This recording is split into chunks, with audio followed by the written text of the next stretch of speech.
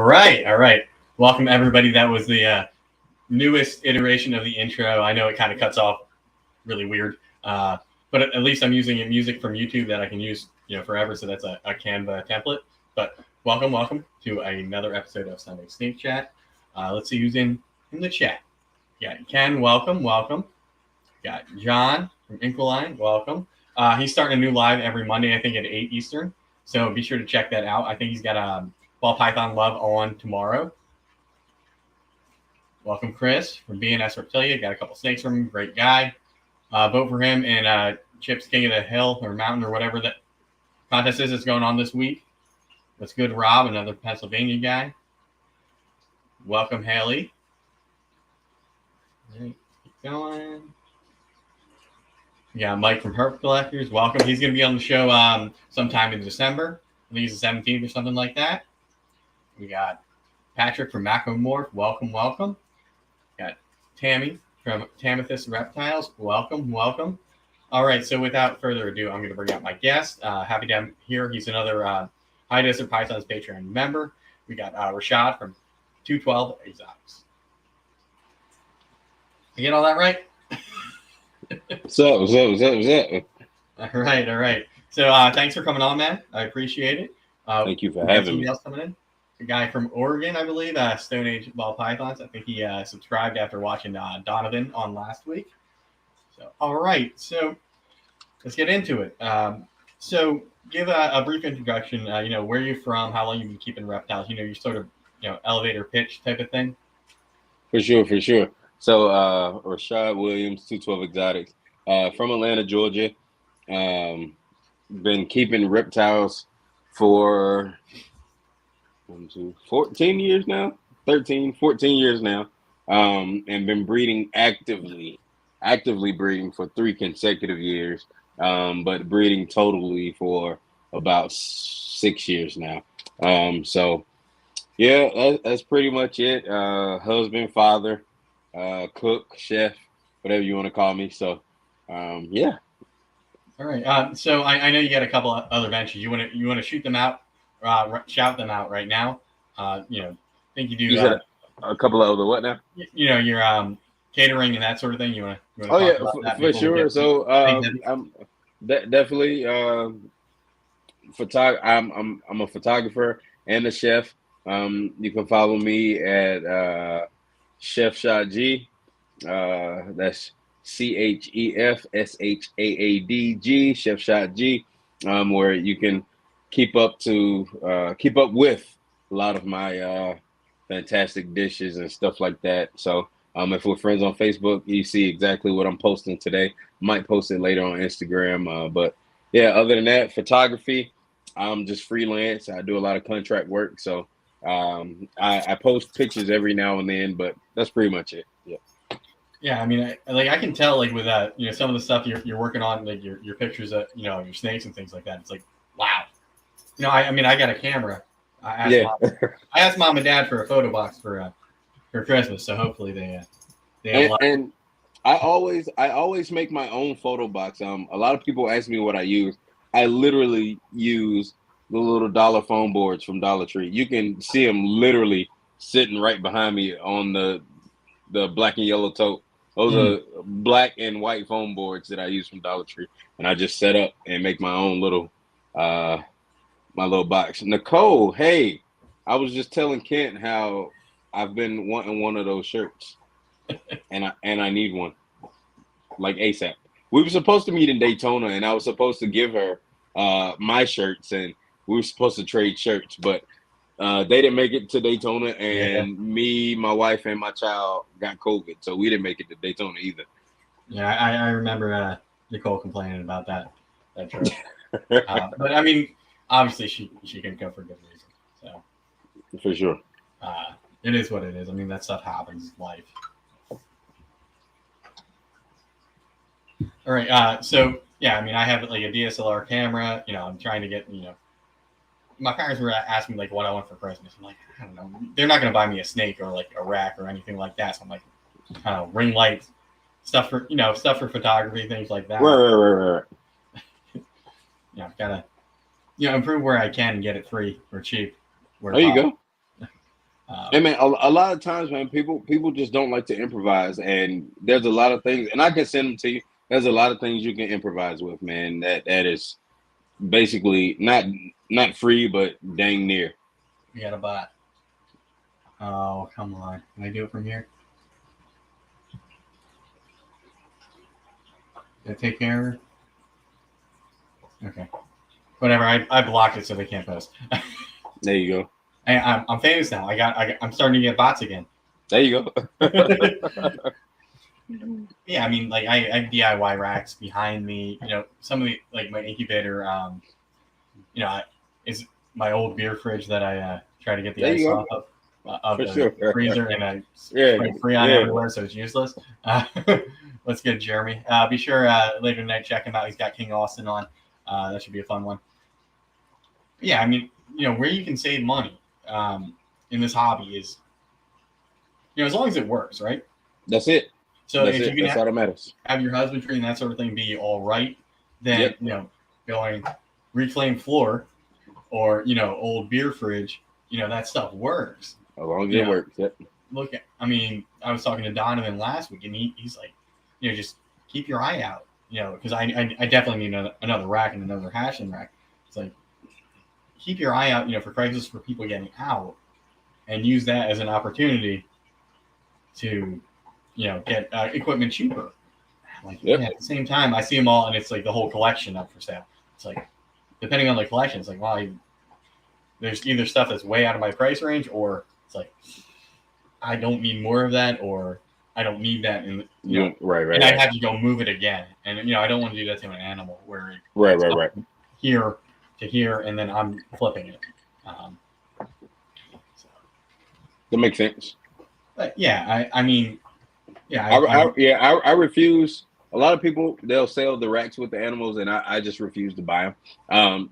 Simply because one, it's probably something I don't need, and two, like you say, I'm not about to just try and flip an animal just to try to get rid of it. It's a waste of time, waste of my time, everybody else's time. It's pointless.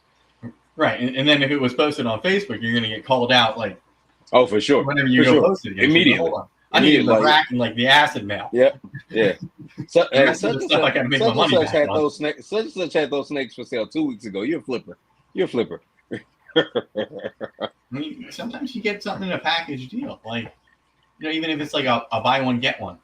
Yeah, people don't understand that. Even if you explain it, but sometimes it depends on the caliber of breeder you are. So, you know, if let's say if Jason Goodwin or you know Goodies Exotics, he's huge on Facebook, or Dave Hensler or something like that. If they bought from JDH, if they bought a collection, and that's just relatively like big breeders, not necessarily big breeders. If they did that and explained that, you know, these were acquired through a collection or whatever, and they just sell them, people would give them no problems. But if it's somebody that's small, hasn't been around long, people who have no name, it's like, yep, all right, yep, they're flippers.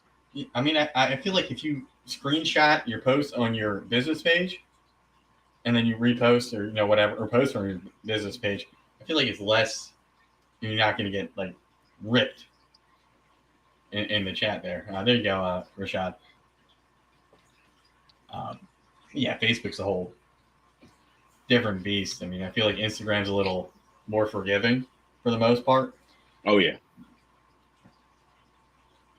Mainly, you know, I feel like I have my personal page and I have the crap brew page, and they're wholly separate.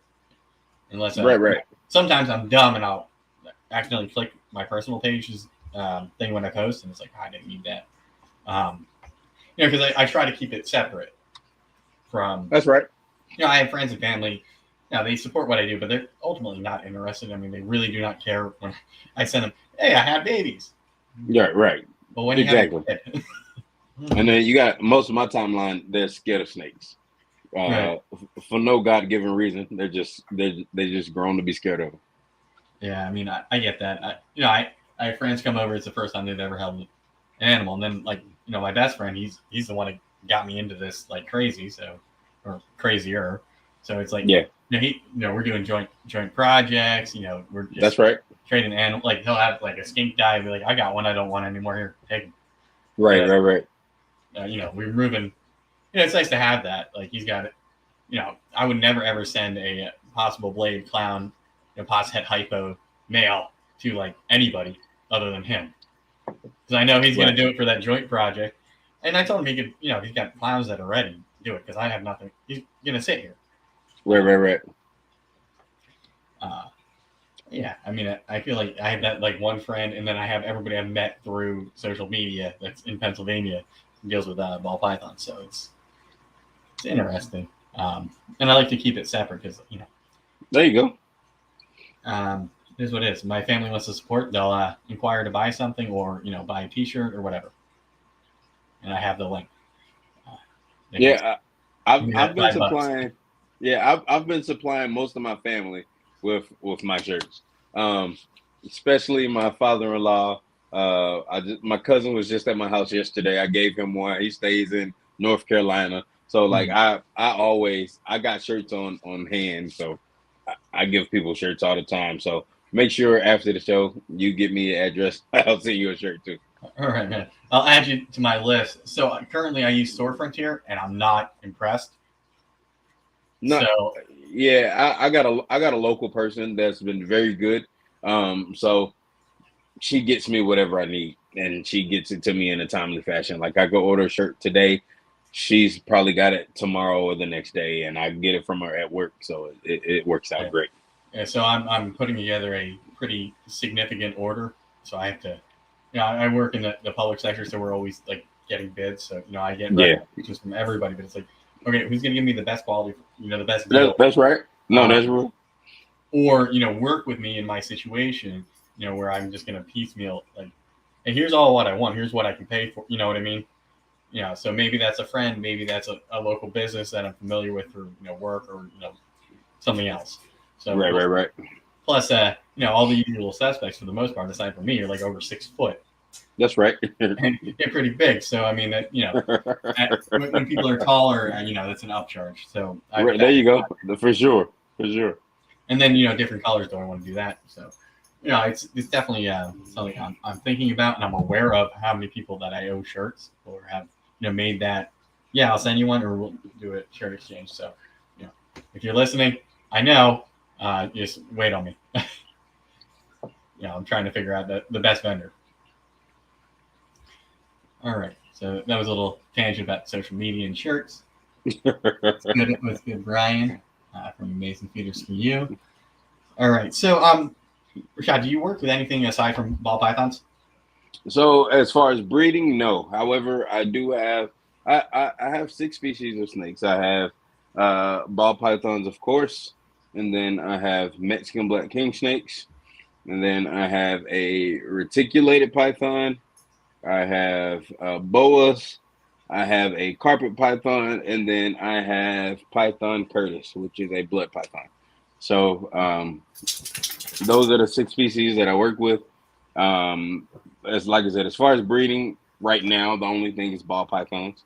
I plan on doing boas, and I have a pair of boas, 1.1 pair of boas, and I have a 1.1 pair of Mexican black king snakes that I do plan on breeding. What scares me the most about it is brumation. I am completely scared of brumation. The idea of cooling an animal to 55 degrees is just nuts. So, but I'm going to do it at some point in time. I just have to muster myself up and get my animals the size to do it. So yeah. Those are things I work with right now. I don't plan on gaining any more species like my retic, my carpet, my retic, my carpet, my blood. Those are just literally pets. I don't plan on doing any breeding with them. Those are just pets that I wanted. So those are pets that I have, and I'm about to bring in my room here, which is not a big room, but I'm gonna do some rearranging to where I can fit a 8 foot and 2 4-foot enclosures for the retic, my carpet, and my blood. I mean, those are pretty cool pets. I mean, I got a bunch of lizards and a boa. Yeah, I used to have beardies, but I just did not have the time for them. It's so much easier to have time for snakes, but with beardies, they poop every day. You got to feed them every day. I don't have time for that. Yeah. So I actually there's this thing Rapashi makes. It's called grub pie. So I'm using that daily, right? So you can prep it. Right. So I'm using that daily. So it's vegetable matter and insect matter, things like that. Right. And then I'm feeding dubia and whatever veggies that they can eat that I have left over from cooking. So I sort of can space that out, so it's not that hard. It's just like, okay, here's this like little Jello type thing that I can throw in there. Most of the time it dries out, and they're waiting for the other stuff. So Right. but I'm not breeding them. The only one that could breed is my male. One of my one female over here, she got stunted. She got outcompeted when I had two together. So here's what it is. She's a pet, and the other one's borderline. But their genetics are nice for like whiplets and zero. Yeah. Okay. Nice. One's hypo, one's translucent, but they have the recessive genes or the heads. Right. But they're just not up to size. My buddy had a male. It would have worked out had. That's what's up. Yeah, and the beardies that I had, and they weren't like over the top, but I had a hypo trans, and then that was the female, and then the male I had was a hypo het trans. So those were the two I had, and like I said, I just totally I got rid of them. I just did not have the time for them, especially with the growing amount of ball pythons that I do have, because I have upwards of 150 here in the room. So yeah, I have 20 some odd. And then minus whatever hatchlings go away, and when I can ship it. Yeah, I wish I was at 20 something odd, but no, it's a job, but I love it nonetheless. So what type of carpet I have? It's a jungle carpet. I would pull her out right now, but she's in shed and she's a B word. So yeah, but nonetheless, she is my favorite snake in my collection. My favorite snake in my collection. Nice, sure. Nice. My buddy's got a carpet python, and then his other bigger snakes. He's got a Hog Island dwarf boa something. Yeah, Hog Islands are nice. Some combination, because they're bigger than a Hog Island, but they're still smaller than a normal constrictor. There we go. Normal red tail. Did we start over? I'm sorry, my wife's talking to me. Did what? Yeah. No, we're live. No, I don't know. No, crappy. Oh, I'm sorry. Yeah. What's up, Phil? Welcome. With everybody that was out at Oaks in Pennsylvania, either bought some nice animals or had a good show vending. But yeah, I mean, like I got the boa, as a baby, and I'm like, you know what? I'll wait till it grows up and buy a female. Maybe somebody's getting rid of one, and then it's like, I don't want to. It's just too many animals. Right, and that's what I did. I got a male. So the female that I have is a motley het hypo, and the male that I have is a hypo. So I wanted to put the two together. Like I said, simple pairing, not something that's extravagant for dollars, but I just wanted to try my hand at breeding boas once. So that's what I'll try to do. Other than that, they're pets. I'll probably breed them once and never do it again. Right. I got leopard geckos, so I'm not concerned because I'm gonna have 4 eggs. Yeah. It's not, that's manageable. Same with the Russian tortoises. I got 2 eggs if they go. And Russian tortoises on my list. But different incubator, just because the temperature is different and the duration. But I have a couple coolers that I can, and like fish tank heaters that I can hook up. There you go. Nice. Do it that way. But it'd be cool to have some actual captive bred, Russian tortoises.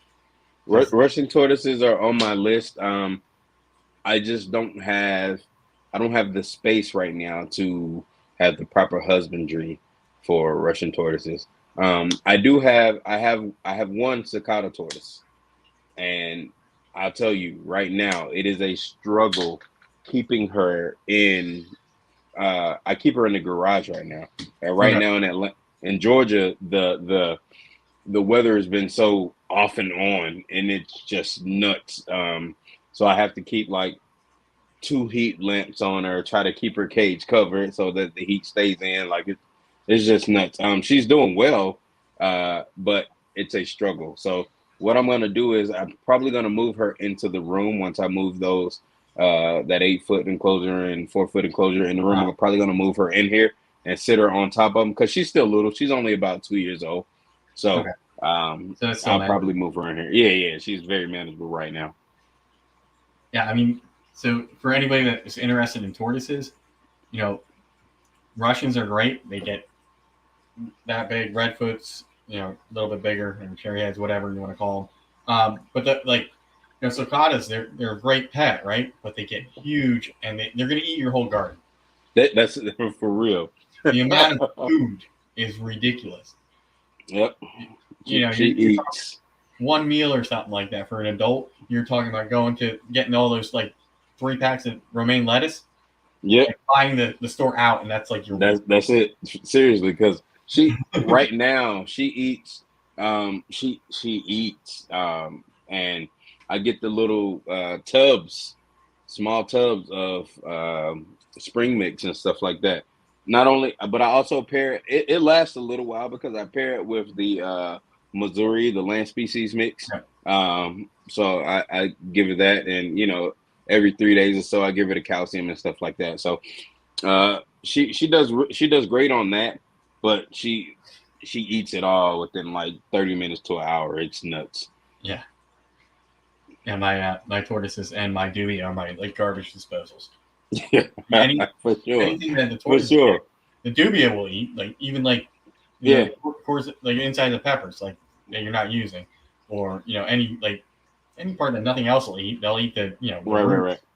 And that's another reason I got rid of my beardies too, because my wife pretty much helps me out with the collection. But she did not. We bred mealworms and superworms, but she did not like crickets, and she did not like roaches. So it was one of those things like, all right. The smell can get there, and then like for dubia, you can develop an allergy to their feces or whatever the heck they actually call. Right. So I'm always wearing a respirator, and I wind up doing it with the rats too. Well, yeah, I about to say I'm allergic to rats, even though I breed them. But every now and then, if I don't take my allergy medicine, I'm wearing a mask while I'm changing out bedding or whatever it is. Yeah, I was lazy today, and I didn't grab one because I only had to clean like my grow outs, and I went to close the garbage bag, and I'm hoping that it was just the dust from the Missouri or the rodent feed, but right. When I went to close it, just sprayed me. So you feed the 6F? Yeah, or Combac 18%. I got you. So they prefer the Combac. So I generally feed the same thing, the Combac, but when I can't get that, there's places that have Missouri or Kent. There you go. And see, nowhere near me has the 6F, and I can order the Combac, but it takes time to come through the mail. So local spot that does have what I need is the Tucker Millen, and I think I sent that to the group a little while ago. Yeah, I saw that. We were all like, "What's that brand?" But it works great. It literally almost the same exact ingredients as Missouri and the Combac, and it works. It works just so. Tucker Millen's been around for a long time. They typically do horse feeds and stuff like that, right? And they just started doing the rodents, and it works great, man. Yeah, I mean, I luck out. There is a Chewy distribution center. Oh, nice. I'm gonna say over there, but I might be wrong because like where my apartment is located next to like the highway is kind of so I'm gonna say over there. So I get it. Like if I order today, I'll get it tomorrow. There you go. That's nice. Yeah, nice. Unless they screw up and send me chicken feed, which they did one time. But I wound up getting my money reimbursed because they were out of stock of the Kalmbach, and I got a bag of chicken feed. They told me to donate it. So my buddy's got chicken, so I'm like, here you go.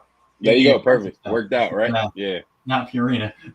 But yeah, I mean, it's nice having that here. And then I have like two reptile centric pet stores. Yeah. Nice. They don't carry rat food, but like if I need cocoa or something like that in a pinch, There you go. or bedding, I can get it where it's more centered on what I need, not overpriced at Petco. There you go. And Um, so Purina, the actual manufacturing plant, is literally, well, one of the manufacturing plants is literally 10 minutes from me. 10 minutes nice. from me. And they do all of the pig feed, goat feed, chicken feed, some dog food, some cat foods, but they literally supply all of the tractor suppliers, tractor supplies, and all the stuff that's around me. They literally supply all of them, Nice. and it's pretty cool because some people, I don't know, and I don't know if I'll get slighted for this or yelled at for this, but some people feed their rats pig feed. I've tried it, and I do it in very, very small increments. I will say that, but it's not not large increments, but I like it. It does well. Yeah, I mean that's one thing I haven't actually looked because I compare labels, because my dog's got allergies, so I'm always looking at like the ingredients for her food. Um, and then I see Tractor Supply has a doggy bag, or they had it at some point. It's like I was about to say, I think it's discontinued. you can get like a pallet of that for like $10, right? Right. So I mean, obviously it's not good quality, but I could see where if you had a big dog, you could kind of supplement that into your $80 what a bag of food, Right. and sort of make that last longer. My dog eats a half a cup, a whole cup a day. Right. If I had a Great Dane, it's probably eating the whole container that I have set out right now. Right. But I've heard I heard people using that for the rat food, and my dog will eat the Kalmbach when I need the doors open and not paying attention, and there's been no issue. So I mean, I guess as long as like the nutritional content's the same, the protein mix. My only concern is like the antibiotics that they have in those feeds that are for certain livestock, right? So Right. you're Yeah. feeding pigs, how much per pellet, is there something that's going to mess with a rat? Because pigs are big, Yeah. rats smaller. So I mean, is there something in that, the chemistry that's going to affect the rat and then ultimately affect, what I'm feeding them to? Well, so I hear a lot of people talk about the Missouri 6F, and they talk about how a lot of their rats grow fatty tumors and stuff like that, just off of the Missouri 6F. Huh. I will tell you, with the Tucker milling and the Purina Doomer, the pig feed, I have not had any fatty tumors, and I've got adults that have been breeding for almost 2 years now that are just doing just great on it. Nice. I mean, I have to point out, like I started out with six, eight. No, six. So I've retired my initial colonies. I just have two girls left that are about a year old, I'd say. So I threw a new male in with them. I just get a couple more months out of them because my buddy can't take much boa food right now because I gave him all the old ones. Yeah. And a bunch that I got from Chris at BNS. But those are my oldest ones. Everything else is either, a couple months old. So I'm sort of cycling through them quicker There you go. and retiring them. So I'm not seeing any health issues yet because they're not, they're most a year old. There you go. I got two colonies that haven't cycled yet. So and like I said, they've been doing great and still producing, 12 to 15 babies in a litter, and my ratio right now is 1.4. So Okay. they've been doing very well, very well. Yeah, I have three 1.3s and then a 1.2. And that one's going to get retired in the mail again because whatever my biggest stink is Right. at that point. And then I'll grow, I have it labeled as far as, when were they born for the most part? Right.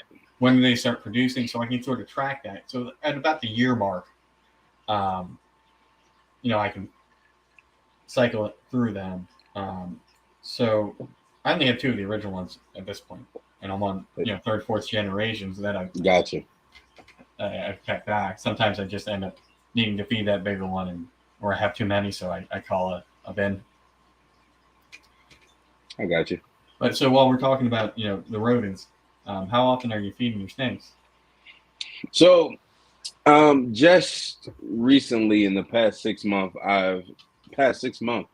months, good Lord, I've changed the way that I've started feeding my animals simply because I've noticed a better and healthier feeding response, Okay. and also better defecations, better poops, basically.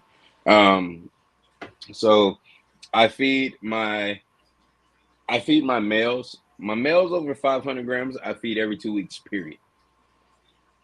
Period. Females that I am actively breeding, I will feed every week. Otherwise, if they are not actively breeding, I'll feed them every 10 to 14 days. So almost 2 weeks. Okay. And hatchlings, right now, I'm feeding them every week if I can. If not, it's every 7 to 10 days ish. Okay. But it works out a lot better. And what I've noticed is cleaner follicle growth. Because I have some snakes that's growing follicles right now. And what I've noticed is when I say cleaner follicle growth, like it's steady. Last year I had a snake, which is a blackhead Mojave head hypo, who was at 16 millimeters for like 4 months. And it was like, what in the world are you doing?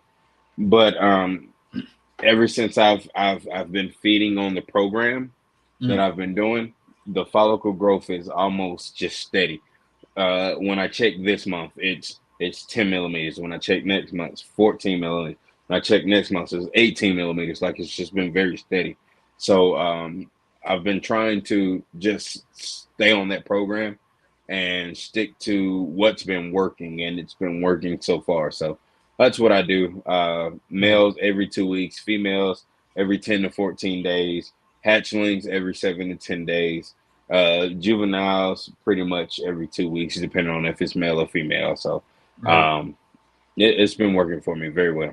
So, like, as far as the size of the prey item, for hatchlings, obviously, you can only feed a certain size. Right. Like for your males, every 2 weeks, you're feeding that like appropriately sized, smaller. Oh, for maybe sure. A medium. But like For for sure. the females that you're feeding more often, are you going smaller, or No. I whatever they would take? still do appropriate size. Sure. I'm not a fan of feeding smaller meals. That's just me. Quite frankly, I am a fan of feeding meals that are just a tad bit bigger than they should take. Only because, one, I do feed them not as often. I know a lot of people feed their snakes every 7 days on the money until they're shed. Right? Me, I don't do that. Mm-hmm. I still feed appropriate size meals. I don't go below. I try not to. If I, excuse me, get the hiccups for some reason as a grown man. Anyway, I try not to. But like I said, every 2 weeks for especially the females have been especially the males. I'm sorry, have been a thing, and females every 10 to 14 days. Oh. Yeah. So I mean, my program's hatchlings like every 5 days. I've had to assist feed; it might go to 7. So I want to see, give them multiple chances to sort of eat on their own. Right. I hate assist feeding. I still have 2, and the one won't wrap up. The other one does. Like the second it's like, okay, well, why didn't you do that? Right, Like you're right. just breaking at me, So smelling like what's rats. funny? I got a pied that I hatched out. It's a pied het clown female, and on like when she came out and when I fed her, when she shed out and everything, when I fed her, she was eating. She ate like 4 weeks consecutively. And then next thing you know, she just would not have anything to do with food after she shed out. However, it got like to a month and a half that she didn't take food. So I was like, okay, I don't want to assist feed her. I don't want to force feed her. I don't want to do any of that. But let me just see if I can get her to let me see if I can make her take food. So I went to kind of assist feed her. And as soon as I put the rat to her mouth, she took it wrapped up. And I'm like, well, how about you do this on your own? So Right. for the past 3 weeks, I've been like grabbing her, putting the rat to her mouth, and then she grabs it, and then it's like, Mm. all right, thanks. And it's like, thank you for feeding me. And I'm like, why don't you just do this on your own? And like I had one of my hatchlings didn't absorb, and I'm sure I mentioned it, or I was asking about what the heck it was when I had my first clutch, and Antoine's like, oh, that's unabsorbed, yolk. So the steak from that egg was 35 grams, and that was the one I was concerned about. Um, I only had to assist feed it once, Yeah, rat tail, and then took a pinky, and then it's been eating on its own ever since. About to have its first shit. I was like, holy crap! nice, And then nice. some of the other ones are like, really? Like they're taking forever. At least the one I'm holding back is eating on its own, and the cool champagne tide, that one's ready to go. I'm just waiting to get it over to frozen thawed for the person that's getting it. There you go. And see, that's another thing I don't do. I don't do frozen thawed. So I've been getting a lot of customers this year that have been wanting to have their animals on frozen thawed, and that's been the biggest pain in the A. Um, Well, I I've mean, I've I've literally got one, two, three. I got three animals here right now that I'm struggling to convert over to frozen thaw just so they can go to their new homes. They're paid for, and it's like, good lord, I just can't do anything. They'll take mice frozen thawed, but they will not take rats frozen thawed. well, there you go. You know, um, for me, it's like for the most part when I get a snake that comes in, it's getting offered alive. It'll come in, get situated, go over in a different area, and chill out for a bit, depending where I get it from. Yeah, If I know the person, I've had multiple dealings with them, they tend to right, go in, right. a tub like this with a lid and a heat pad, and then or another rack and get moved over rather quickly. But I'm always offering that first live, or usually that's smaller, just to see if it'll eat, because I don't want to leave a rodent in there too long that has teeth that can do damage. Right, right, right. That's Um, for sure. so for I mainly feed fresh kill. I do that with certain animals. Yep. Just because I right now I'm producing, Yep. and it's just easier rather than culling everything that's there, throwing it in the freezer and then thawing it back out. Very much so. Very much so. Yep. Very much so. But at the same time, if people are complaining, depending on what prey it's on, or for frozen thawed, I'm doing this as a courtesy to the person because I don't want Yep. them to have to go keep on buying live or driving back down here getting That's right. inconveniencing themselves, since I'm giving them the snake through Jeremy Warfel's giveaway. I want to make sure one, that's healthy. It's had 2 sheds already. It's eating. It's fine. I'm happy with it. I would have shipped it to anybody else already. Well, That's right. I understand. No, I before I got definitely called. understand. So I just want to get it switched over because then I'm going to give her some appropriately sized frozen thaw or frozen rat pups or whatever it's on at the time. So that way, she's good to go for a couple weeks. Right. But she's still going to have that issue. She could thaw one out and it won't eat because it, sat in a car or whatever and went up to Scranton. That's right. Um, yeah, so we can circle back to more ball python centric stuff. So and some of the questions that I have. Do you have any advice for people that are just starting out? Is, we talk about rat breeding, and I know for me that has certainly helped, one, keep costs down, and I don't have to worry about having food for my snakes. Yeah, for sure. Um, so any other advice for people just starting or wanting to get into it? Always. I tell people all the time, man, just do what you want to do. Don't chase projects that other people are chasing. Do what you want. If you produce what you want, you will gain the most satisfaction out of this hobby.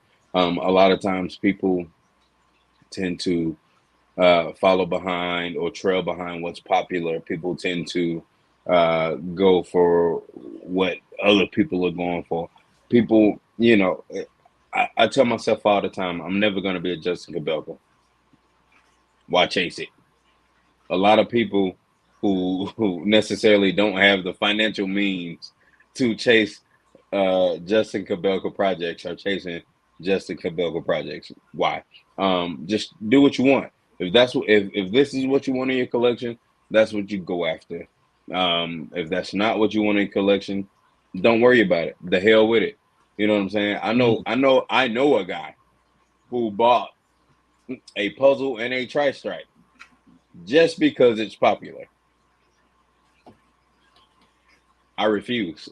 Yeah, I mean that's like one of the things. Like, so I sort of got in without getting into social media. So I had normals, cinnamon, whatever, and some Bell stuff.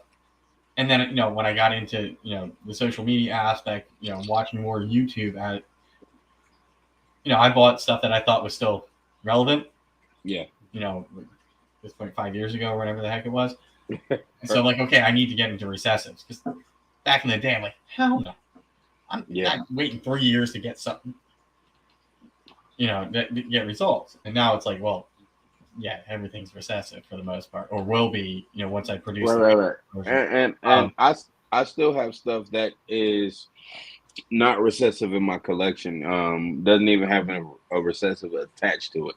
Not possible head, not nothing. Only because it's what I wanted. Right. I'm not chasing anybody else's projects. I'm not worried about having a 5 codom head recessive. I don't care about any of that. I'm going to chase the projects I want, and I'm going to do it in my own time, and it's going to happen in due time. So that's just how I live.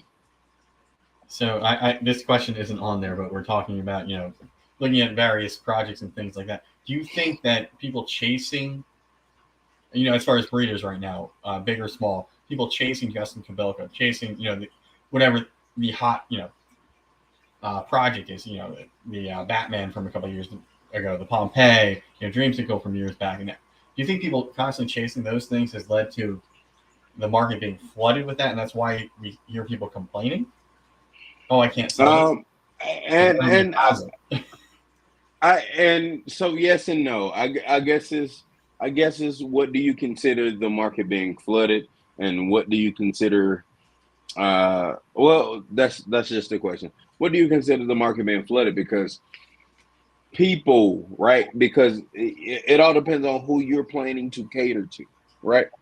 If you're planning to cater to those people who want those projects, who want to push further and buy 4 codom het recessive animal to boost their projects, 2 and 3 years, like, yeah, okay.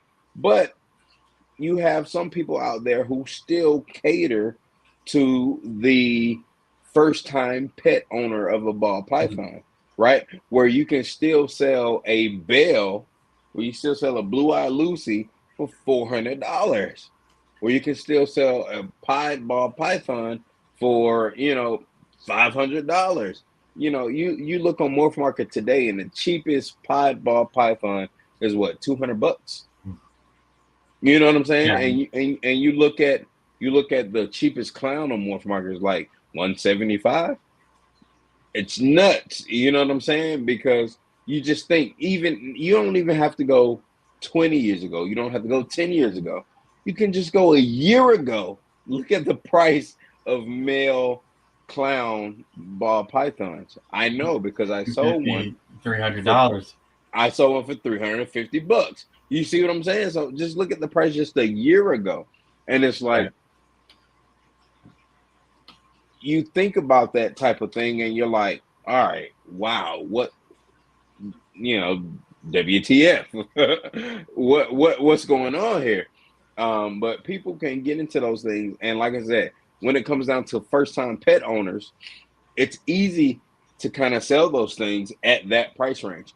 But then when you look at in today's time, when you look at people who are coming into breeding and that's looking to step or start their breeding program or step up their breeding program, they're coming in, they're spending that $2,000, $3,000 for those multi-codon het recessive or those recessives or those codon recessives, het recessives. Like they're spending that money.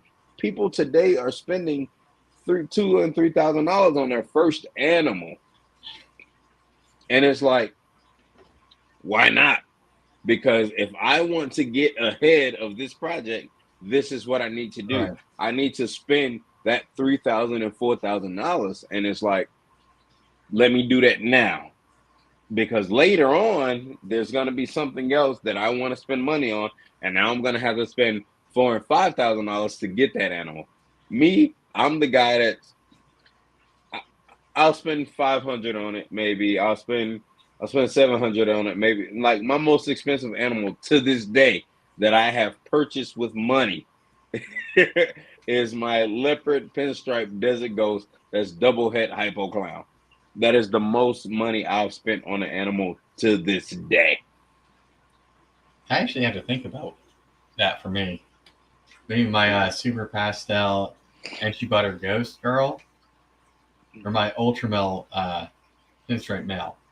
Yeah. I forget which one was more.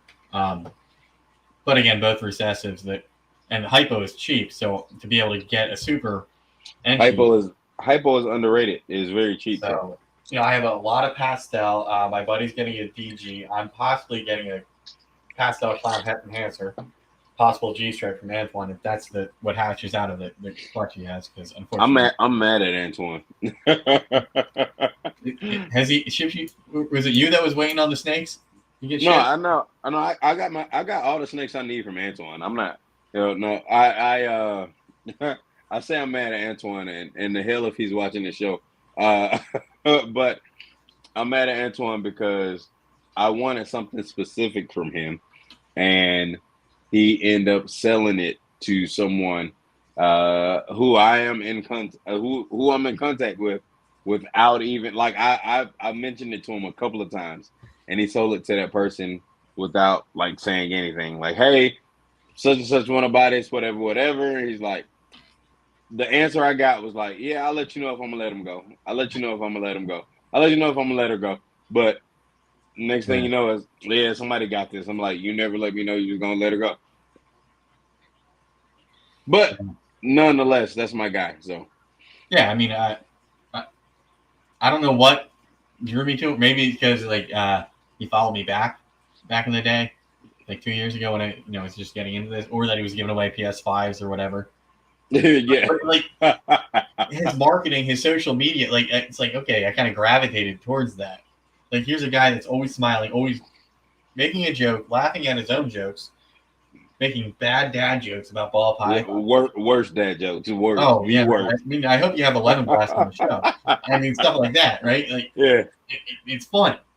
So it's like okay, I'll get in on his Patreon. Then I got called out for going on the low tier, so I'm like whatever, we'll go all in because he's got the giveaways. He's got a bunch of people that I might not have connected with really had I not been in that Patreon group. So I don't know if I talk to Miguel sometimes because we're both Cowboys fans, so that might have something to do with it. Horrible. So that might have something to do with it. But either way, I like that group. I like the community there. And generally, it's almost always ball python focused in that chat, or business focused marketing. So shout out to Antoine. There you go. All right. So we should probably get into ball python genetics and that sort of thing before we run Let's out go. of time. All right. So feel free at any point to start showing off animals that you got for sale, that you hatched out, whatever, and I'll try to work the questions in as we're talking about them. All right.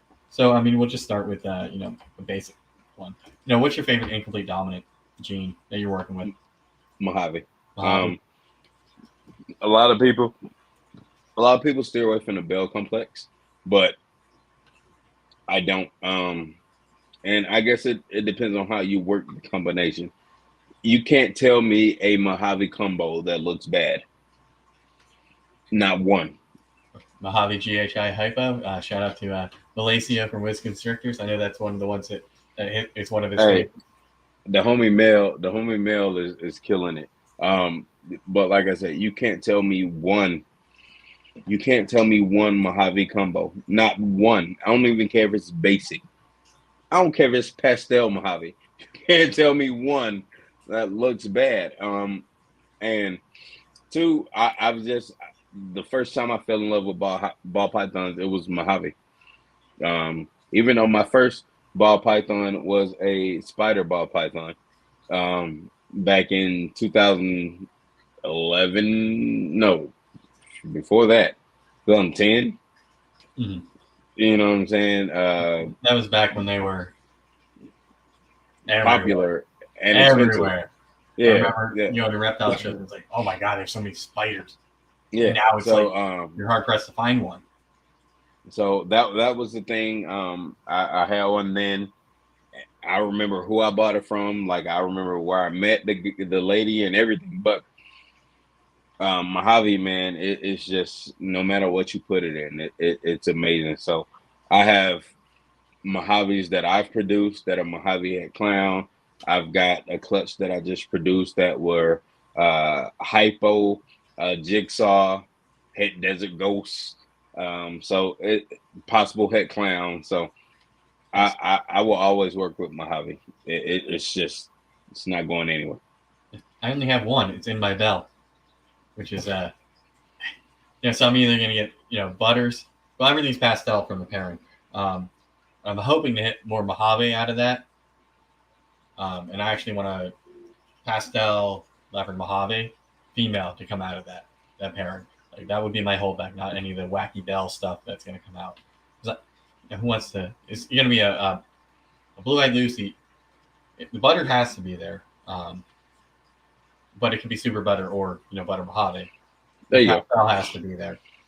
And yeah. It's like, oh, okay. Is there a leopard in there? Like, I don't want to market that snake.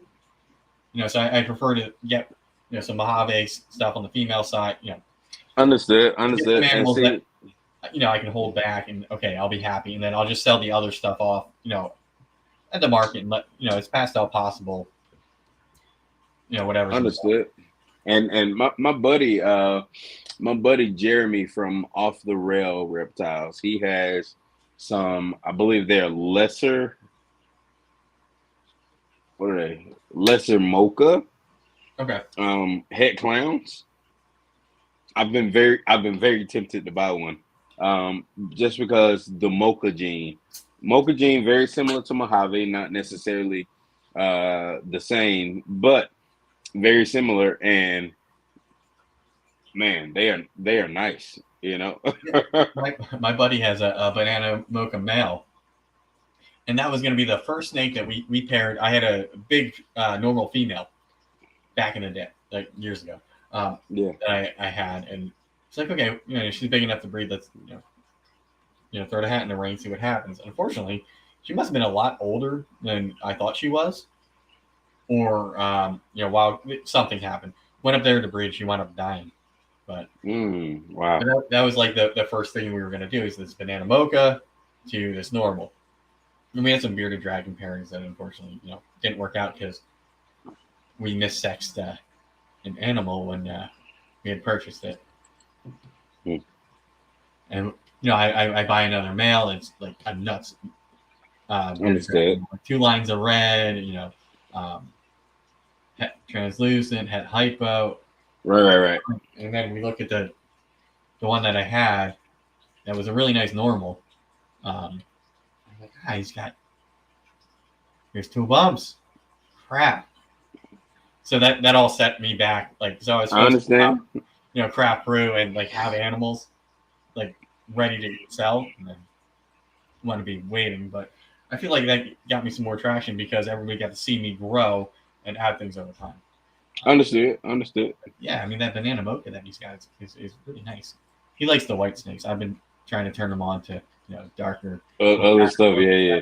And I'm not a fan of white snakes either. However, I'm a fan of like the mocha gene. One, I know not a whole lot of people work with it. It is a very old gene, right? Like 2002. Mm. Like it's an old gene. However, it's just something that I like. I want to work with. Like a lot of people forget about the older genes that have made the ball python industry what it is, right? Mocha, sable, right? Like stuff like that. And it's like, oh yeah, nobody works with that. Nobody works with it today. People are afraid to work with spider. Why? Now all of these things that are here. And so I've got an Inchy Spider Girl that I'm working with. That Splash Pack Reptiles produce. Shout out to Keisha. But Inchy Spider Girl that I'm working with, and I plan on doing some things with her. So like it's just people don't appreciate what got them started in the industry anymore. People just chase what's popular right now and don't necessarily contribute or be thankful for what's gotten them there. You know what I'm saying? Yep. What's good, Gershon? Hey, Stephen and Courtney. Thanks for GP, what up? What up? Stephen and Courtney, Leviathan Snakes. What's up? What's up? So I think like everybody says the bells that sell, right? That's true. So I mean, I think if prices are going down for a blue-eyed Lucy, that's what a butter Mojave. It's For like, sure. well, what if you make that a mocha Mojave? What if you make it one of these other combos? A bamboo Mojave. Still gonna be a somewhat white snake. Right. That might entice somebody that's a breeder to be like, oh, I don't have that one, and it's got to throw one of them. So I mean, that's what I'm thinking. I want to remove the butter, even though I don't think that's possible. But Right. target, like for when I'm making bells, that it's going to be something that's not everywhere. And you know it's funny. So I bought back in 2019. I bought a pastel lesser het clown from Bob Vu, and I was like, I guarantee you, I did not want lesser clowns in my in my collection. However, of course, with breeding, that's what you get, right? So 2020, I got a pastel lesser clown and a lesser clown. 2021, I got a lesser spot nose clown and a pastel lesser clown. 2022, I got 2 blackhead lesser clowns and a pastel lesser blackhead clown. Mm. So I've lesser has kind of taken over the Bell complex even more than Mojave that I have in my collection, because I got a lot of Mojave in my collection. We talk about chocolate Mojave, we talk about Mojave het clown, we talk about cinnamon Mojave, we talk about Mojave leopard pinstripe, we talk about blackhead Mojave pinstripe, we talk about Mojave pinstripe. Like I have a lot of Mojave in my collection. Yeah, and I feel like whenever you're pairing things up, whatever actually gets thrown into the offspring, you're like, oh, now I'm dealing with that. Yep. Because I have so much. Like I had a champagne pastel to a normal now heifer pine. What does it throw? Champagne pastel and another pastel. That's more right. Pastels, and then I have super pastels. Like eventually, I'm not going to have a normal. Everything's just going to be pastel het something. I like how I think I have the genetics where that pastel works. And Yeah. if it's something ugly, like pastel clown, whatever, pastel clown female, I'll hold that back. Yeah. And if it, leopard or other things that are more desirable show up in the clown, whatever, I'll sell that one. You gotta make more. For sure. If I can make it, why am I keeping it? And that's another thing for sure. If I dad's genetics and I prefer that on the female side, I'm gonna hold that one back. Yep. I made, so this year I made in a clutch that was a pastel clown het pied to a pastel pied that was het clown possible het laugh.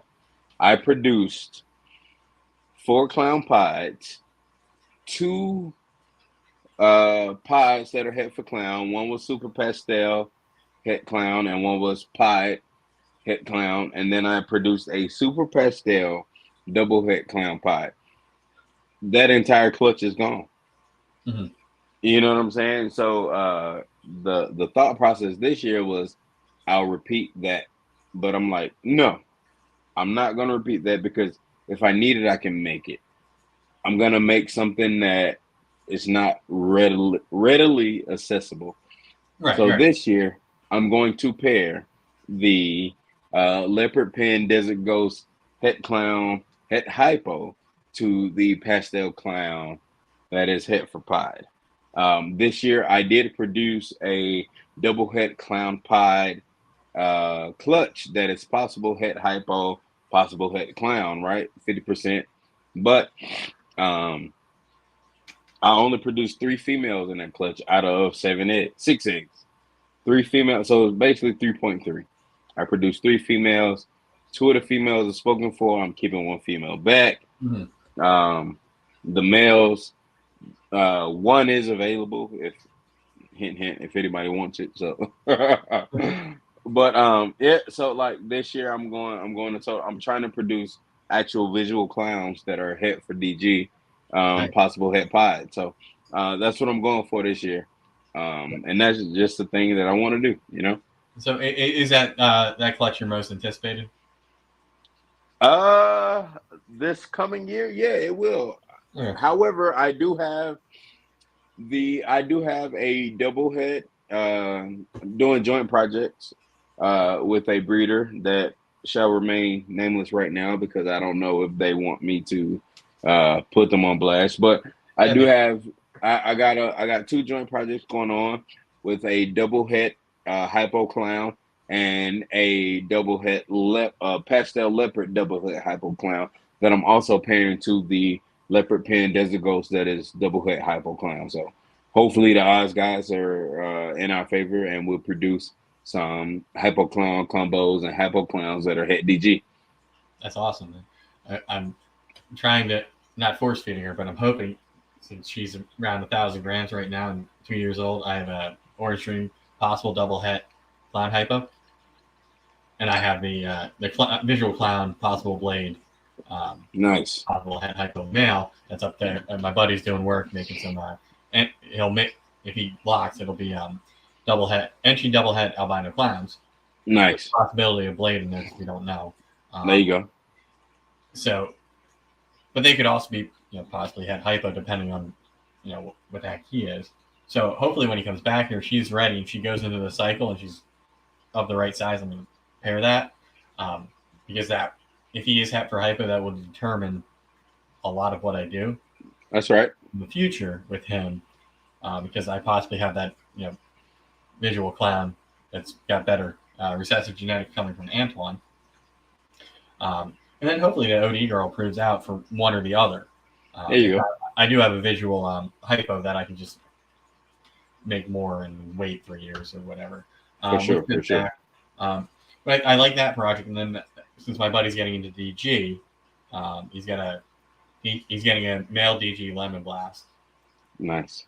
So I figure, I can take that and throw it to the hypo girl with, everything that's there. We'll probably get some super pastels, and, that'll really make some cool double hets out of that. Right. With the pastel, if we get a super pastel, the because we can from that pairing, to hit that double visual with the pastel and the other genes in the mix, that would be fire. It's not in the mix though, but that would be amazing. So our thoughts on pairing the recessive double recessives. If we hit that female, she's staying. That's The right. male, That's right. the male's That's great. right. The male's great to move it to other things, but that female is there, right? Yeah. So say we hit the say just a lemon blast EG hypo. Right. Well, now say I get an acid male. It's not going to take long, even if I just make a double head acid male, to throw that back. And, it allows us to cycle through and add more codoms into that project and see That's what right. works. So we're excited right. for that type of thing. What's good? Thanks for tuning in. Hey, shout out to Daniel, D&D Reptiles. I know Daniel, but I don't know the other D. The other D is a business partner. I don't know who he is, but all good. Daniel, solid dude. He's also a part of the chat for High Desert Pythons, man. Good dude. He's local here in Atlanta. What's in my cup? Believe it or not, it's bourbon and sweet tea. Ooh, all right. Oh, it's his kid, his boy Dom. Oh yeah, okay. So Daniel and Dom, yeah. Daniel's a good guy, man. Like I said, he's in the chat. Super cool dude. I literally just got off FaceTime with him before we hopped off his live. So before we hopped on the live. So good dude. And yeah, for sure. Shout out D&D. They doing big things, man. Ball pythons, leopard geckos, crested geckos, beardies. Like they got a lot of things going on over there. Yeah, I watched his reptile room tour on his YouTube. Oh yeah, good guy. I find it hard to watch. There's so many people that I'm acquainted with in this hobby that it's so difficult to find the time of the day to actually watch somebody's video. For real, and I find myself, I watch somebody's video like 2 and 3 weeks later. Right. By that time, they got a whole nother video out. I like the video. I have this massive playlist that when I'm doing work here, I got it. Whatever room I'm in, there's a TV, and that playlist is playing while I'm dealing with rats, while I'm cleaning, while I'm doing laundry, while I'm dealing with animals. For sure. So I'm sorry if I don't like your video or comment. I am watching it. Kind of. You're getting the watch time from me. So. Yeah, I tell people that all the time. Even if I don't comment, I always like people's videos. One particularly, GP. Oh Rashaad. Yeah, for sure. I like his videos every week. Even though I don't comment on them, I like them every week. Even if I have to go back and watch them, just because I'm very interested in what he does, how he does it, and who he does it with. He's very particular about getting people started on YouTube, and that's one thing that's very, very admirable about GP, man. That's my brother. Loving him to death, man, and he does his thing for sure. He posted a reel on Instagram today. In 1 hour, he had 26,000 views. Wow. Which is nuts. It went viral ASAP. Which is God Almighty. It's nuts. So shout out to GP for that. Yeah, definitely. For sure. I feel like if he was still in the chat, he was here earlier. And you didn't have a YouTube channel, Rashaad. He would ask, and then say, "Hit me up." Yeah, for sure. For sure. When he does those things to anybody, when he does it, follow up. Because I was on with Next Up a couple months ago. I've been on his under 1,000 pod when he needed people to fill in as guests. For sure. He was on my show a couple months ago, months ago at this point. We're on Hair Down Fridays from time to time. His show runs concurrently, so he'll either pop in before or after. I'm gonna question that here. Not that I want to, but I'm gonna question it here. I find it I don't find it weird. I don't find it shady or nothing. But I feel that those two guys are very good friends. So why do their Terrence, shows overlap? yeah, like It just happened I've that always way. wondered that. I've always wondered that. It just happened that way. And Keys sort of took off, and then so that's like one show on a Friday he'll shout out.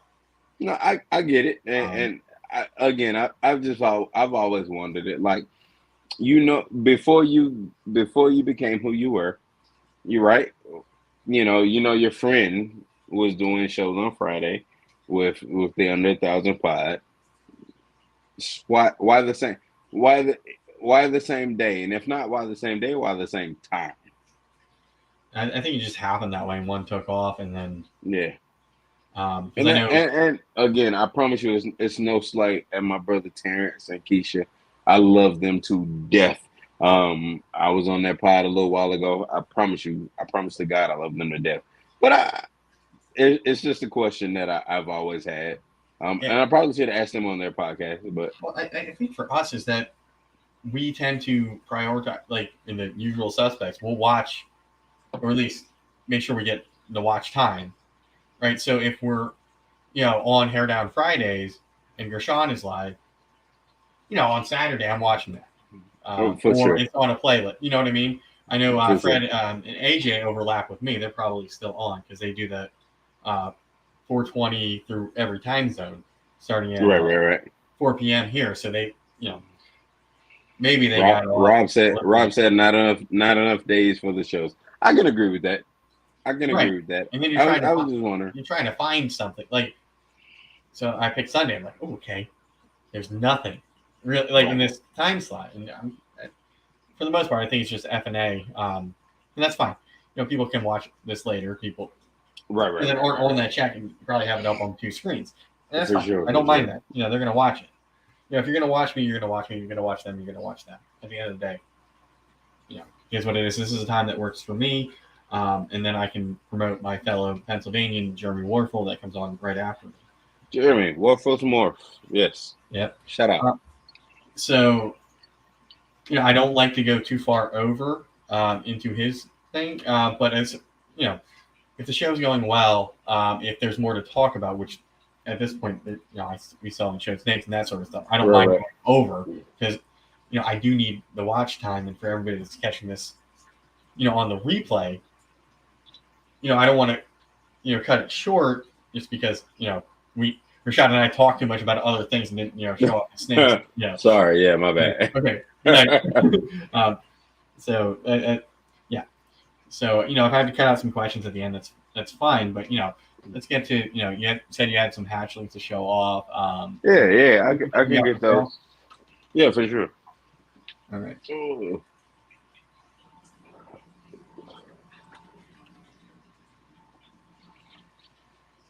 So while he's getting a snake, be sure tomorrow morning to go check out Nicole and Dre on Two Peas in a Podcast. Got that right. On Wednesday, check out Balls and Things.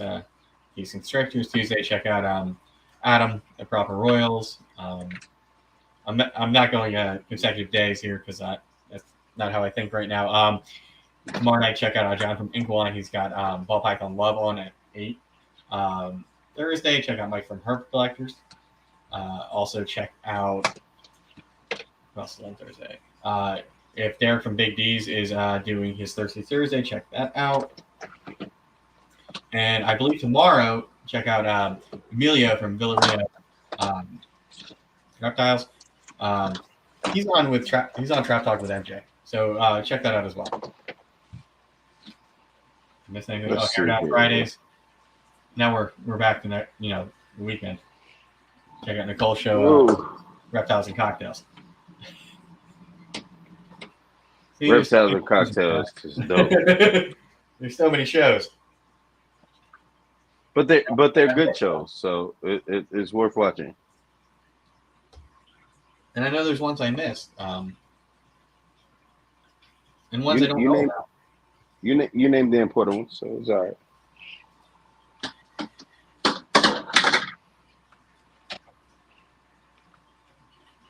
Oh boy.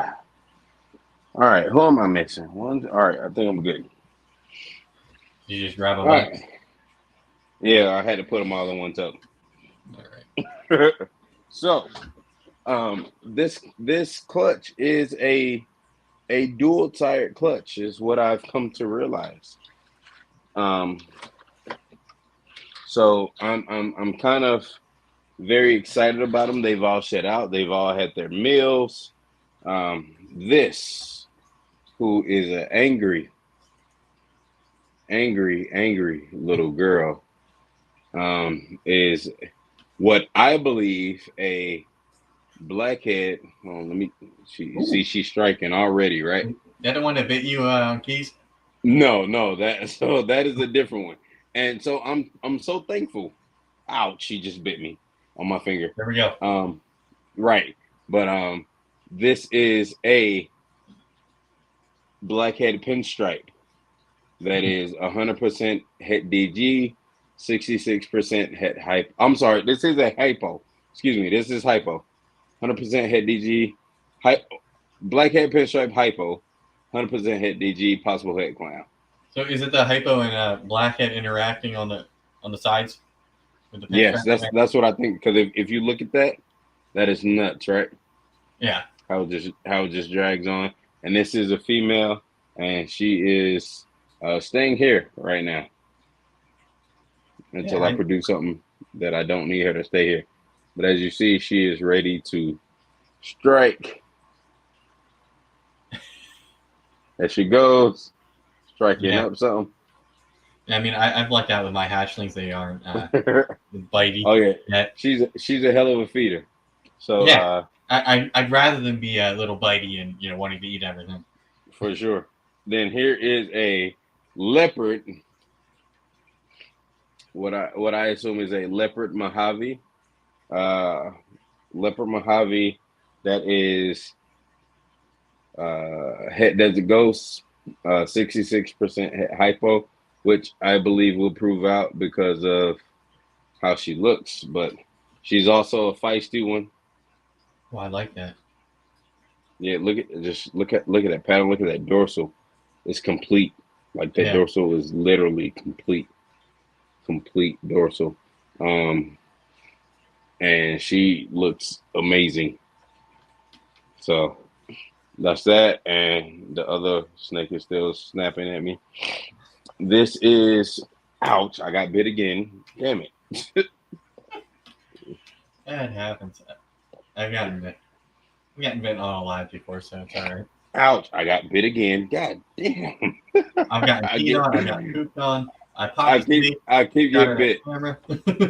So this is what I believe is a blackhead Mojave pinstripe, and again, it's what I believe. Blackhead Mojave pinstripe that is het desert ghost, possible. Het for hypo. Het hypo, possible het clown. And she's bit me twice now. God damn it. It hurts. Snake bites are definitely better than rat bites, for sure. I brought out a big rat one time on Hair Down Fridays, and before Terrence could even put me on the camera, the rat bit me. But the good thing is they're all feisty, so I love it. Because they eat. Like they've all had meals. Yeah, I mean that's nice. The good thing is I'm holding everything back. A lot of people are like, what's for sale? I'm holding everything back. You can't sit. Look at this. Yeah, I mean I hold that until something better came along. Oh yeah, exactly. And like I said, the first one I showed I think was leopard, but this one is definitely Mojave blackhead pinstripe. So, and they're all striking at me. Like, here is a hypo jigsaw. This is the male, and I might sell this male. I'm not sure. Hypo jigsaw, 100% het DG. It is hypo. So he's a very nice looking guy. Like I said, I might sell this guy. He's had 2 meals already. They're very good eaters. I've already got bitten 4 times in this live, so very good eater. But just look at that. You know what I'm saying? Yeah, I mean, Just I like that. just beautiful. The pattern on the sides is just Just all of just them. beautiful. Just beautiful. Look at that. Look at the head. I mean, just this is a beautiful snake, regardless. So here is the snake that lets me know that this clutch has been dual sired. This is a blackhead. But look at his belly. Ooh. Look at his belly, right? This snake lets me know this clutch was dual sired, and this clutch was dual sired with a clown het pied. Because look at those Train on markers. them. Put a train on them tracks. For sure. Look at it, right? And so that lets me know that this clutch was dual sired. But his head is not blushed out as a pastel black head, but his head is blushed out to let me know that it is the head influences are coming through as far as head hypo. So I think he will prove head hypo and head pied, obviously, right? Yeah, But probable more than possible, unless it has for to. sure, like look at that. So I think for sure, blackhead, head, blackhead, head hypo. I'm sorry, blackhead, double head, clown pie. That's possible head hypo. Yeah, and that's we said that's a boy, right? It is, I believe. Hold on, let me double check. Now, don't you get peed on camera too? Yeah, male. Ooh. Give me penis. All right. So, Well, that one's getting let go. That's. I don't know yet. I'm trying to think if I should keep them or not. Do you want them? I mean, I need blackhead. I don't necessarily. Man, they striking at me crazy. I mean, I work with all the recessives that are there. Look at her. Just striking at me. Look at it. For no reason. No reason. Just crazy. It's crazy. I got some male. The male I'm not pairing right now he's eating, but like every time I open the tub, he's flying out. For no reason, just crazy. But yeah. So I don't. If I don't keep them, man, the first person I send them to is you. How about that? Yeah, let me know. We'll discuss it later if it comes to that road. Blackhead's one thing I want to add, and I need a. So I got so everybody was like, buy your females, buy your females. I only have like 5 males, and 20 females. Yeah. And some I don't want to. Some of the males I don't want to pair. I have one proven one, so it's like, well, males are important, man. Males are very important. I got a lot of males that I don't necessarily need, but I'm gonna use them. I got an inchy clown male. I got a yellow belly clown male. I got a spot nose head ultra male. Male. I got a hidden gene woman clown male. I've got a cypress head pied male. I've got a pastel pied head clown, possible head lavender male. I've got a pastel clown pied male. I've got I've got males. A lot of people throw shade on males. Males are needed. I didn't buy a male this year. I produced one. It's leaving.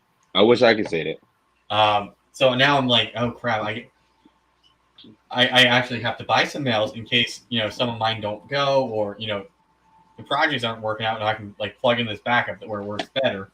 Right. So it's like crap. I don't want more champagnes because at least in my experience, he can throw me girls, but he also threw me 4 champagnes. Here's the male clown pod I produced this year. Woo! Put you on solo. Pastel clown pie. Nice. So he's also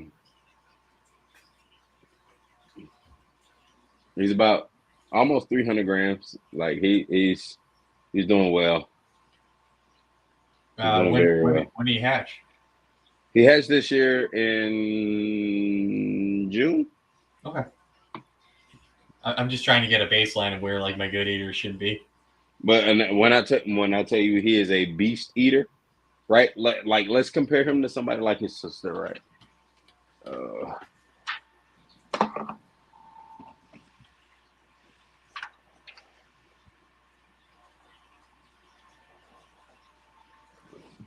We talk about somebody, his sister, right, who is not necessarily a good eater. Wow. This is his sister. At best? At best. Like she's maybe like one something. But look at the difference, right? Like I'm trying to get her to stretch out a little bit. Like, look at that. Like it's no comparison. You know what I'm saying? And these are both clown pies. So you got awesome. Yeah, too. Pastel. Well, I have the boy and the girl. Yeah, I have 4 in this clutch, but these are what I kept back. I kept back the female super pastel clown pie, and then I kept back the male pastel clown pie. And like she is, like I said, like you said, best 200 and something grams. She's in shed right now, but you got this guy who's plus 300. You know what I'm saying? Yeah, I think I might do. I can put together a video tomorrow. I might do a clutch update for Lauren, just so you can see, the ones that are eating, how big they get. The ones that are like assist feeding, like on smaller prey items, how tiny they still are, and just sort of put them all together and sort of talk about them. Because I mean, there's a huge size difference. Here's a girl who is she belongs to somebody who is in the High Desert Pythons Instagram chat. This is a super pastel super pastel pied het clown who belongs to somebody that I'm actually shipping out this week. Nice. So she's also almost 300 grams. You know what I'm saying? So she's eating amazingly. And she's feeding on what I like to call Georgia field rats. She's doing just great, but we'll use that nomenclature. But I'm assuming it's not your normal mice or your Norwegian rats, so it's the other one. There you go. You already know. So that's that, man. But she's doing great. So what size? Is there a size where you're willing to ship, or is it like you have to hit, a certain amount of meals, do a certain amount of things before you? I don't ship anything on 100 grams. Okay. Anything. So it could be, let's say it's the runt, but it's eaten, 5 meals, shed twice, but it's still 90 grams. You're not. Yep. So only people I'm willing to do that with are people that's local. So people that's local and people that I'm very acquainted with. So Keisha from Splash Pack Reptiles. I hatched clowns this year. I mean, I hatched clowns. Stupid. I hatched twins this year. And I hatched twin pies that are het for clown this year. And they were both, one was 30 something grams and one was 29 grams. Wow. They're both now over 100. But I gave those both to her, but I gave them both to her before they were 100 grams, you know what I'm saying? So they worked out great. Yeah, I feel like for me, like if I know you, like if I've known you for multiple years or, something like we've had like conversations and you may have been in a similar situation for this animal. Yeah. I have no problem. Like if it can survive shipping, whatever, I will send it to you. But like if I'm selling it to somebody that's a first time buyer, that's going to be big, eating, like. That's right. Here's what it's done since it came out of the egg. I would buy it from a breeder I didn't know type of thing. Right. Plus, I don't want that. I ship it and it doesn't eat and dies. Like I want to make That's sure it's right. eating and it's ready to go. That's right. That's very. I mean, you ain't said nothing wrong. Because I bought snakes that were tiny, um, and I had to work with them. I bought snakes that were solely on mice, and it took a while to switch them over, and they're smaller. Um, there's a breeder that's a couple letters in Florida. I wouldn't recommend getting anything from them. They sell everything. Um, I think No they're comment. or they're in California. But No anyway, comment. there's another one that's got the name of a crappy TV show that's down in Florida. His stuff's actually really good. He does feed mice, but I've been able to get everything switched over right away. Right. So I don't have an issue with buying from him. He's got decent prices. Usually it's free shipping. Um, but some of the other like the big, they sell every reptiles places. I wouldn't recommend those because I've had animals that I've had to work with to get to actually eat. For sure. Sorry, put those snakes back. Oh, you good? I got lazy and I didn't put us on the same level of screen, but Understood. it gets like confusing trying to do everything. Plus, all my lights went off and screwed me up in my lighting since it's nighttime for the animals. But Yeah, no, it was crazy. So my reptile lights cut off, and I asked my wife to I sent a text message to my wife asking her to tell Alexa to cut the reptile lamp back on. I have it on my phone, but it's like they're set in their ways. This is why, if you go back to the beginning of the live, I had asked my parents for Christmas for a bigger ring light to sort of brighten this up because Right. here's a ring light there, and there is a reptile dome with a like 70-watt LED bulb shining at me, and I'm still not that bright. There you go. So I need like the studio lighting over here. But, yeah. So Man, if you knew what I was using, you'd be like, "Wow." I mean, it could be something like this, one of these like pen lights. That probably does better. Look, that does better. Yeah. The little pocket flashlight I got from Nathan at Infinite Possible Pythons I used to can my eggs. That lights everything up a little bit better than all the stuff. So here's what I'm using. I'm using a lamp right here. Right, it's just a little small lamp, and then I'm using the softbox, which I just got the thing hanging off of. But a softbox and this little small LED lamp for my lighting. Yeah, I gotta figure it out. Now, at one point, I did have one of the UVA bulbs. Okay, But I can yeah. feel the heat like on me. Okay. Oh Like, yeah. No, I understand that. Like, I don't want to give myself a suntan or burn. But yeah, trying to figure out your lighting for doing these shows is a lot. And I use it. This camera is better, but it's not as bright, and I can't go edit it. Right. And I can't go Understood. change the settings, which is annoying.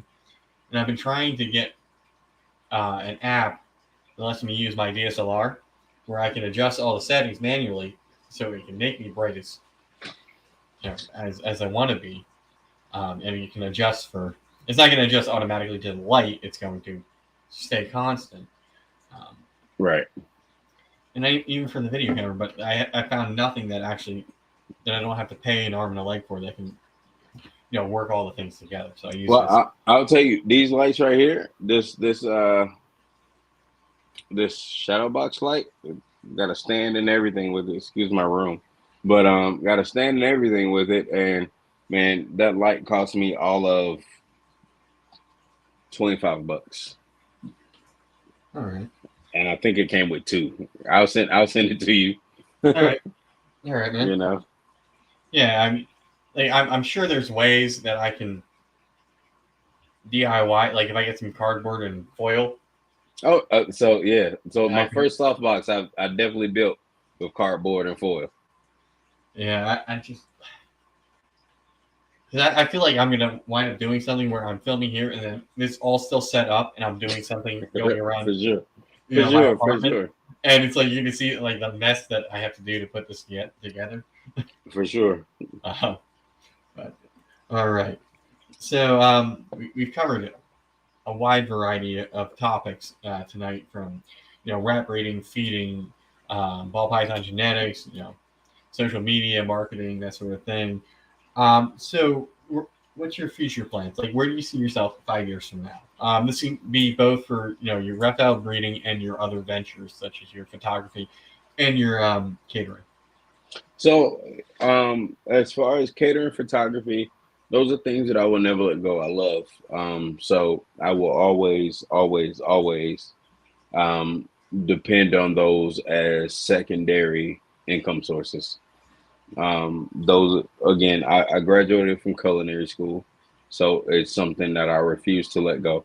I love food, especially when it feels like it's especially when it feels like it's not a job. Those Oh no, then did we that freeze? No, we froze. You am I back? good? Yeah, I am can I hear you good? now. Yeah, that Oh, was okay. weird. You backed out for Sorry. like a second. So catering is something that I just I will never let go. Regardless if I tell people I'm not doing it, I will never let catering go. It's something that I love. Food is something that I love. And I'm very particular about my food. So that's something I love. I'll never let go. Photography is just a hobby that I enjoy. It's something that's very good. Regardless if there's money involved or not, I'm gonna do it. And then snakes. It's just Yeah. I love reptiles and particularly snakes. If it was legal to own rat snakes in Georgia, I would own them, but it's not legal. Yeah, we have some weird things in Pennsylvania.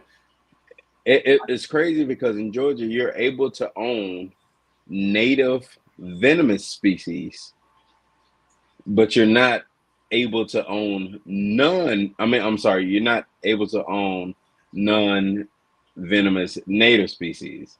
So, like, I can't own a corn snake, I can't own a rat snake, I can't own a garter snake, but I can own a rattlesnake, I can own a copperhead, I can own a Yeah, cottonmouth. Like, it's just it's weird. dumbest shit ever. Excuse Here, me. unless it's like endangered, if Yeah, the like species are concerned, we can, with a fishing license, we can own any.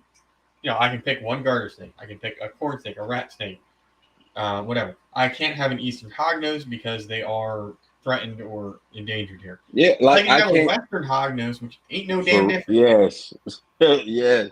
I I have to. can't even own a northern. Sorry, yeah, we do have them down here. We have even though it's Georgia, it's south. We do have northern ringneck snakes. So like I can't even own that. I can't own northern ring snakes. I can't own southern ringnecks. I can't own them. Just because they're particularly native non-venomous species. I can own anything that is a native venomous species, which is the dumbest shit ever.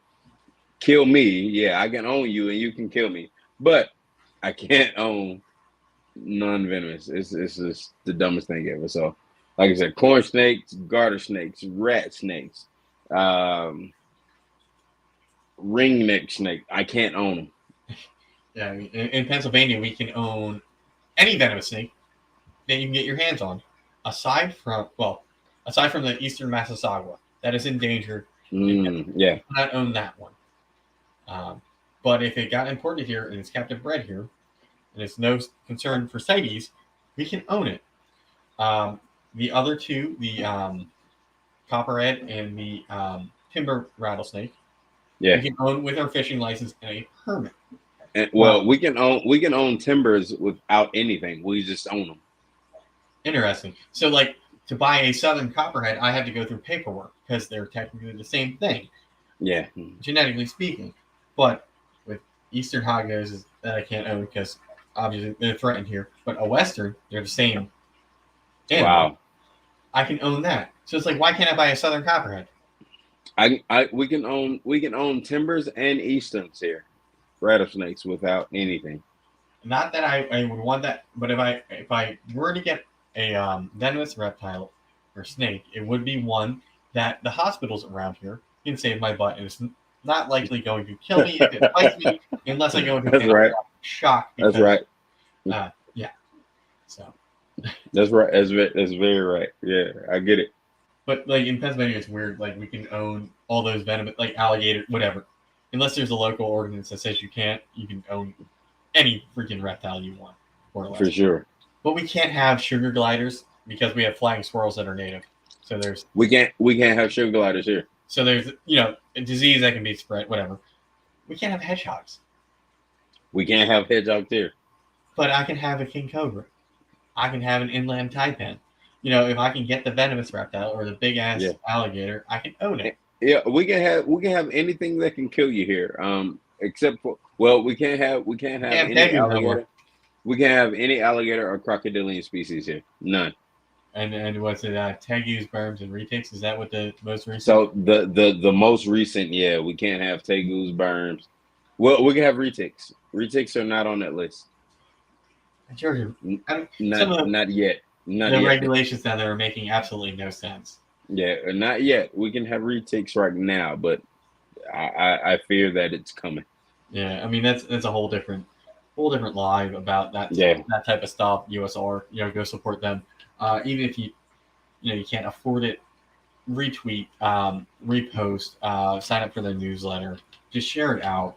And if you are in an area where they are threatening to regulate reptiles or amphibians, things like that, go to your local government's hearings if you can. If you can't, write the crap out of your politicians. Not to the point where you're annoying and offensive, but USARC has form letters that you can send out for these various topics. For sure, and they've got templates that you can use. That's definitely for sure. And I will say this: if you don't do any of that, you cannot complain in your area when your favorite animal gets banned. That's right. That's very true. Very true. So that's my normal thing. I'm sure when Nicole's on, we're gonna have a whole show about that in 2 weeks or next week. I don't know. I have to check. But that whole show is probably going to be advocacy, big snake handling. So I'm looking forward to that one. But I don't want to go too much longer because we're on the East Coast and it's getting late. So all of Rashaad's social media information will be in the description below. I think right now I have his Instagram and his Morph. I will add his YouTube channel and whatever else he tells me to add, since that's what I found by a search or we're mutual friends. No, I appreciate it. I appreciate it. Everything's there. If you're not already following him, go follow him. He's got great snakes. Thank you. Puts out great content.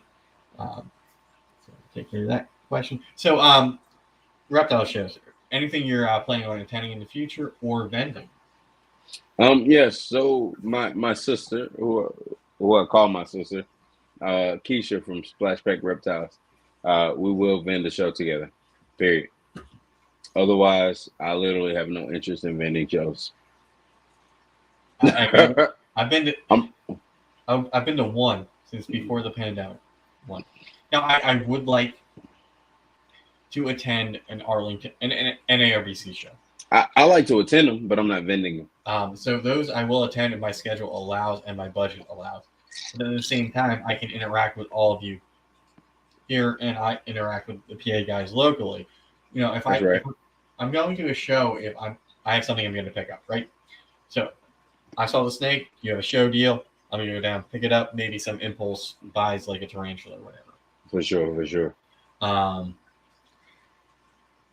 But it's not like before I had all these animals where I would go down and I come back with a handful of animals. Now it's targeted. It's I'm picking up this snake. If I see something that catches my eye and works with what I'm working with, maybe. But with Morph Market nowadays, it's like, well, I just get it that way. Right. Why not get that show deal? But who cares? If Gary Meyer has like the double visual, whatever that I want, he's willing to work with me. I'll get it that way. Hey, now's the perfect time to do a payment plan with Garrett Meyer. Winner. Yeah, right. So now's the perfect time in general for anybody offering. Now's the perfect time because For most real. of us can't ship, especially if we're north of the Mason-Dixon line. Oh, for sure. Even though that's technically the South, but it's still cold as hell for, a couple more states down. And with the market being bad, if prices are low and you see genetics you don't have, more you want to get into, get them now. Yep. Because once the market resets again and prices start going back up, you're gonna be crap. Why did I buy this? I don't know, new TV that I didn't need when you could have gotten some ball python genes that you don't have. Like I don't For have sure. GI or blackhead, things I'm looking for. You don't have JHR or blackhead? Nope. I got ultra though. Wow. You don't have JHR or blackhead? Nope. And it took me until getting this Bumblebee Spark that I didn't have any yellow belly complex, so Terrence was giving me crap. What? Well, technically now I do have yellow belly because I have an ivory that I'm breeding to that girl. Yeah, I'm giving you crap at this moment. Like, good Lord. I got all the pastel in the world. But yeah, I mean, there's some things that I need to get my hands on, but like, I don't want to grow too big. So for me, I keep it small, add things in, replace, add things in, replace. Right. Grow slowly. Plus, I'm working with a bunch of recessive projects and double recessive, so I'm going to focus on that rather than. There you go. I mean, that's fair. That's very fair. So that's a lot of holdback. I mean, that's a whole nother, what's behind me, just for 3 projects. So there you go. Maybe that's why I don't buy those $300-$400 breeders that I could get. Right. To add right now. So I mean, I work those things in. Then I have, once those 1.3s are producing, I'll get rid of the ones that I can, and because I'll have something better, and I can downsize that because I'll have the visual or double visual with codons in it, and then I can reinvest all that money back in. Yeah. So I mean, that's my plan. I mean, I could be, have twice as many snakes, but it's sort of targeted. Yeah, I understand. What I want to do. That's fair. That's fair. Yeah. And keep it small. It's a hobby right now. There you go. I may talk like it's a business, but it's a hobby. What's crazy is mine is still a hobby, and I'm 150 snakes in. And I'm sure in 3-4 years I'm gonna be like, yep. I thought I wouldn't be here, but I'm here. There you go. And the thing about it is, as long as you're comfortable with it, I tell people all the time, do what you're comfortable with. Yeah. Whether it's snakes, whether it's life, whether it's family, whether it's kids, do what you're comfortable with. Because if you get into a point where you're not comfortable with it, you're not going to treat it with the same respect that you do with everything else. Yeah. I mean, so for me, as I grow ball pythons, the rats are going to grow. But then all the other animals that I have, am I going to, not pay attention? So basically all the lizards, not the tortoises, they're fine. The fish, some things like that, I'm going to move away from for now. Right. That's me. And, dealing with rats, dealing with all the snakes, and, having a full-time job and, a life. There you go. Hey, FYI, I will take a Russian tortoise if you are selling any. I mean, it's a male and a female pair, but they're going to be market prices. Or, not market prices, but. I don't care about none of that. Whatever. The market price doesn't. Whatever. It is what it is. If you are selling it, I want it. All right. I mean, if I were to get rid of them, I think I would do them for probably like $180 plus shipping, which I think is still a pretty decent price. Okay. One of the issues is my buddy he thought he had a male. Turns out he's got 3 females.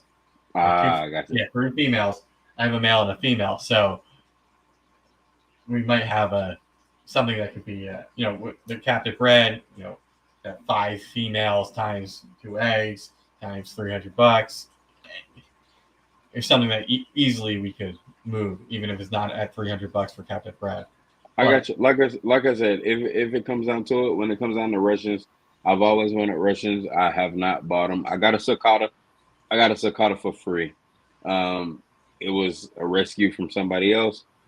I got it, so I'm raising it up. But Russians are something that I wanted to work with, so like I said, whatever it costs, let me know. I want Russian, so All right. I mean, if I hit if they actually do reproduce, yeah, I will hook you up as well. for Um, sure, let me know. and that'll be whatever the market dictates for that, not the captive bred price. One thing I never do is argue prices. Your price is your price. Either I'm gonna pay it or I'm not. I mean, I'd rather sell to a person. I have some pet stores that are like, oh, if we get if I hit the captive bred, they're gonna buy it. It's Right. not quite wholesale, but still, I understand. I would be making money. And it's like I'd rather go to a person. Not no offense to those two people that have already you know contacted me saying, Like I said, I don't argue prices, and even if somebody is selling snakes or ball pipe, I don't argue prices. Your price is your price. So if that's what you wanted to sell it me, again, either I'm gonna say yes, or I'm gonna say no. So yep. if that's what you wanted to sell it to me as, either I'm gonna buy it or I'm not. And more than likely, when it comes down to Russian tortoises, I'm gonna buy it. So Right. I mean, I will definitely keep you in mind. It's one of those things I can always get back into. for Um, sure. and same with all the other animals. Like, I went from like keeper collector to, I guess technically now ball python breeder since I've had my first clutch, Right. and I have all these other animals that were pets. That it's like, well, you're not paying the rent. You take daily effort for the lizards, and I'm sort of like, and also the enclosures are taking space that could be ball pythons. So Right. that's what I'm at. Understood. I understand. So next to me, an ARS rack could fit, but there's a 55-gallon tank with a tiny bearded dragon in it. So Word. So you see these right here, these two racks that are next to the ARS rack. mhm. Those are going to be replaced with the ARS 1039. So I'm about to I'm about to replace them racks as well. So I understand. Yeah. And for me, it's like I can do it better. So if I can do it better and keep everything I'm going to, That's so if right. I can get something like this and stack all the lizards, 100. they'll fit on that wall. It's right there. 100%. And Yep. then I free up 100%. all the other space, and I can actually have some furniture that's not reptiles. I like the way you think. Yeah. So, all right, we're gonna start to wrap this up soon. I know we went for like another 15 minutes after I tried to shut it down, but again, it's always good having good conversation and just I don't want to, like I said earlier, I didn't want to end it abruptly. So, For Rashaad, sure. any final words for the audience? Um. Well, first, thank you for having me on your show. Thank you for inviting me to your platform. Thanks for coming on. To anybody that's watching, do what you want. Prepare your collection for what you want. Think about what you want in your future. Think about the things that make you happy.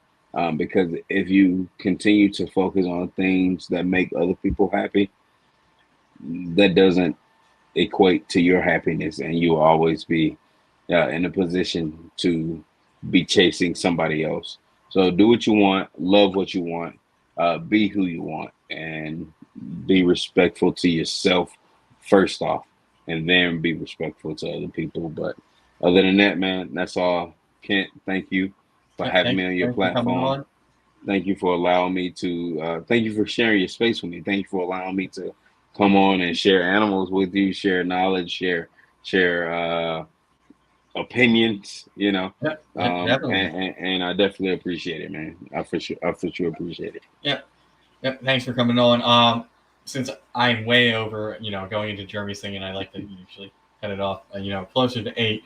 I'm going to say a few words, and then I'm going to dip out. Next week, I'm super excited because actually should be on here. She is That's right, Nicole Tisdale. So, Lady Tiz. So, like I said, it's probably going to be advocacy, USR, big snake handling, that sort of thing. So, you know, that's sort of my jam. Being responsible, keepers and breeders and things like that. So, I'm looking forward to that. I'll have to work it out with her whether it's going to be like a normal interview or we're going to be topic heavy focused. Um, so I will probably post something about that when I go to advertise that. But thank you everybody for tuning in. There have been 10 of you holding strong most of the night. Thank you. Thank you. I will see you all next week. I might have a video out Tuesday. I don't know. It depends if I can film it tomorrow. But all right, thank you all for tuning in, and we will see you next week.